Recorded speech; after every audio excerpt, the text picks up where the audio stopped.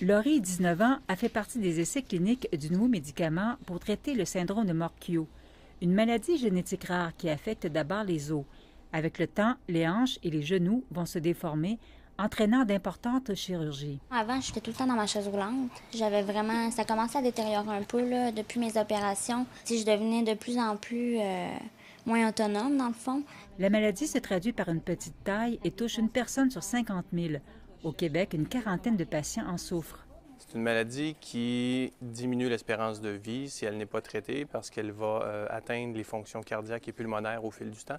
Depuis 2 ans, Laurie ainsi que d'autres patients reçoivent le nouveau traitement dans le cadre d'une étude internationale. Dès les premiers mois, les résultats ont démontré un ralentissement de la progression de la maladie. J'ai plus besoin de ma chaise, comme je vous disais, dans la maison. Puis je vais prendre des petites marches des fois avec mon chien, des choses comme ça. Là. Fait que ça m'a vraiment amélioré ma qualité de vie. C'est une percée majeure pour la maladie de Morquio parce que les objectifs du traitement étaient de démontrer que les patients allaient pouvoir marcher des plus grandes distances et améliorer leur capacité cardio-pulmonaire. Ça a été démontré dans l'essai clinique. Le traitement a été approuvé par Santé Canada. Il pourra bientôt être commercialisé.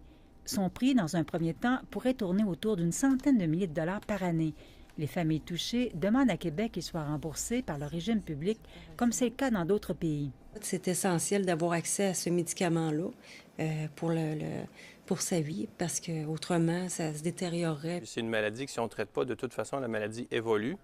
Et il y a des coûts de santé importants à ne pas traiter les patients. J'aimerais pas ça revenir, dans le fond, comme j'étais avant. Là. J'ai plus de projets.